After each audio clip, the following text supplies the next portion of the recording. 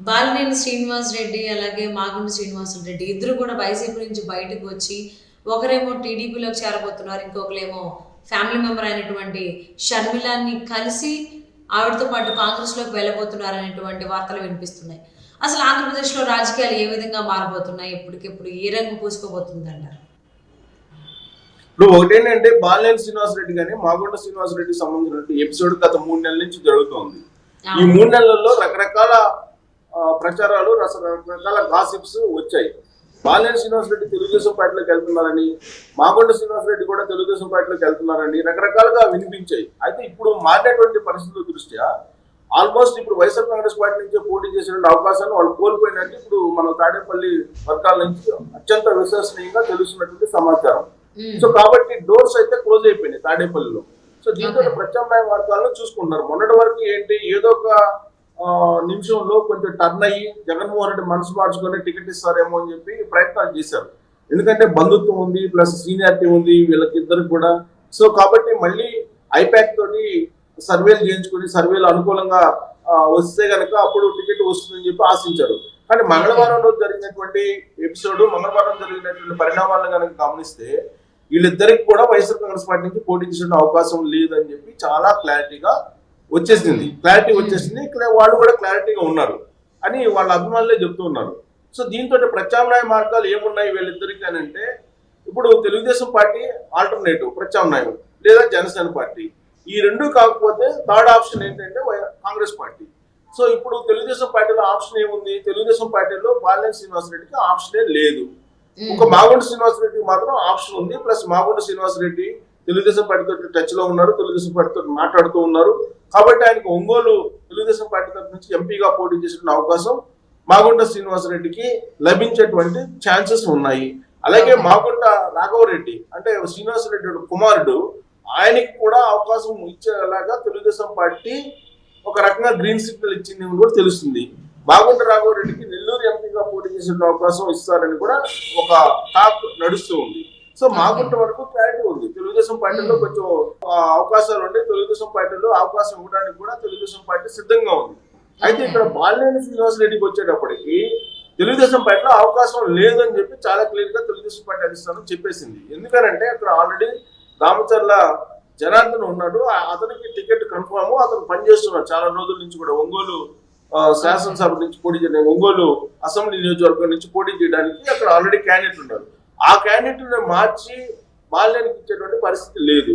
కాకపోతే ప్రత్యామ్నాయంగా దర్శి కానీ లేదంటే మరొక కాన్స్టిట్యున్సీ కానీ ఇస్తామని చెప్పి బాలినేనికి తెలుగుదేశం పార్టీ చెప్పినట్టు, దానికి బాలినేని అంగీకరించడానికి సిద్ధంగా లేనట్టు, ఒంగోలు నుంచే పోటీ చేస్తానని చెప్పి ఆయన ఇప్పుడు విశ్వించారు. అంటే ఒంగోలు నుంచి పోటీ చేయాలంటే కనుక అటు జనసేన కానీ తెలుగుదేశం పార్టీలో కానీ అవకాశం లేదు ప్రత్యామ్నాయంగా. సో ఇలాంటి పరిస్థితుల్లో కాంగ్రెస్ పార్టీలో చేరేటువంటి అవకాశం ఉందా, కాంగ్రెస్ పార్టీ నుంచి ఆయన పోటీ చేసిన అవకాశం ఉందా అనే ప్రశ్న వేసుకుంటే కనుక కాంగ్రెస్ పార్టీ తోటి సుదీర్ఘమైనటువంటి రాజకీయ ప్రయాణం చేశారు బాలినేని శ్రీనివాస్ రెడ్డి.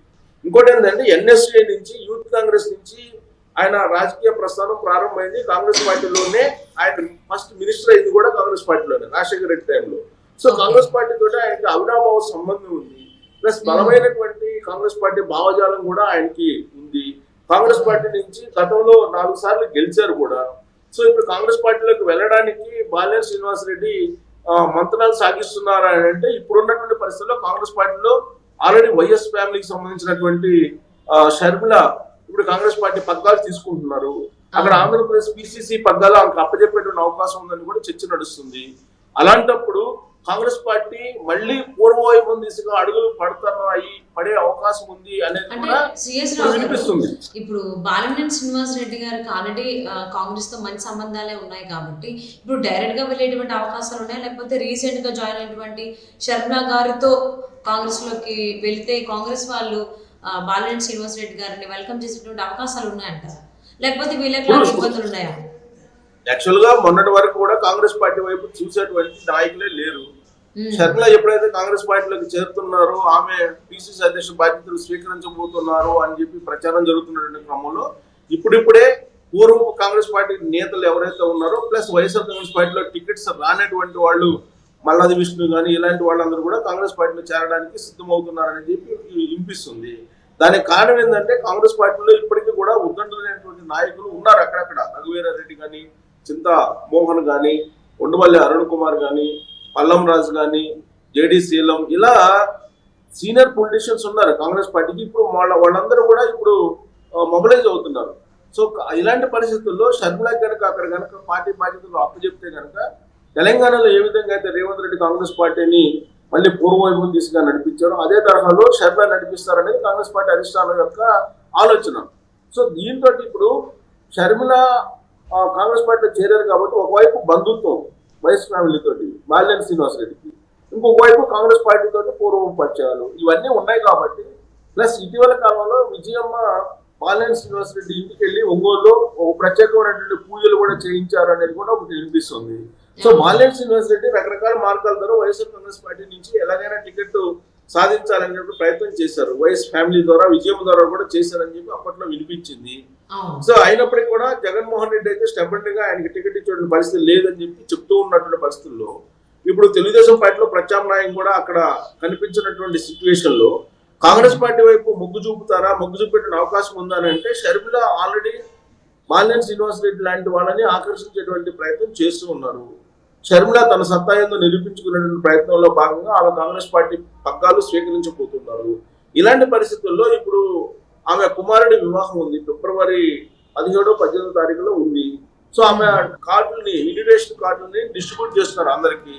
ఆ క్రమంలో ఫస్ట్ రాజశేఖర రెడ్డి సమాధి వద్ద ఇడుపులపాయలో ఇన్విటేషన్ కార్డు నుంచి ఆ తర్వాత అన్నను కలవడం జరిగింది జగన్మోహన్ రెడ్డిని. జగన్మోహన్ రెడ్డి కలిసి ఆయనకి ఇన్విటేషన్ ఇచ్చారు. ఆ తర్వాత రేవంత్ రెడ్డిని కలిసి ఇన్విటేషన్ ఇచ్చారు. ఇప్పుడు బాలినేని శ్రీనివాసరెడ్డిని కూడా కలిసి ఇన్విటేషన్ ఇవ్వడానికి షర్మిల వెళ్ళబోతూ ఉన్నారు. ఆ సందర్భంగా భేటీ అవుతారు ఇద్దరు. సో భేటీ అయిన తర్వాత వాళ్ళిద్దరి మధ్య షర్మిలను ఉపయోగించుకో లేకపోతే ఇంతకు ముందు మంచి సంబంధాలు ఉన్నాయి కాబట్టి కాంగ్రెస్ లోకి వెళ్ళేటువంటి అవకాశాలు ఉన్నాయి. మరి మాగుంట శ్రీనివాసరెడ్డి గారి పరిస్థితి ఏంటంటారు? ఆయన టీడీపీలోకి వెళ్తే వెల్కమ్ చేసిన అవకాశాలే ఉన్నాయా, లేదా సైలెంట్ ఉండిపోతారంటారు ఈసారి రాజకీయాల్లో పార్టిసిపేట్ చేయకుండా? సో మాగుంట శ్రీనివాసరెడ్డికి ఆల్రెడీ క్లియర్ గా ఉంది, తెలుగుదేశం పార్టీ ఆహ్వానం ఉంది. తెలుగుదేశం పార్టీలో చేరడానికి ఆయన ఇప్పటికే మంత్రాలు సాగించుకున్నారు. ఒక క్లారిటీ ఉంది, తెలుగుదేశం పార్టీ నుంచి ఆయనకు ఆహ్వానం ఉంది కాబట్టి తెలుగుదేశం పార్టీలో చేరబోతున్నారు మాగుంట శ్రీనివాసరెడ్డి.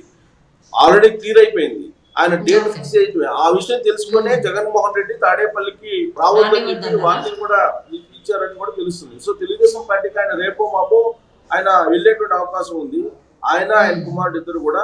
సో తెలుగుదేశం పార్టీలో వీళ్ళిద్దరు ఎంపీలుగా పోటీ చేసే అవకాశం, తెలుగుదేశం పార్టీ అభ్యర్థులుగా పోటీ చేసే ఛాన్సెస్ కూడా ఉన్నాయి. మాగుంట శ్రీనివాసరెడ్డి వరకు క్లారిటీ ఉంది.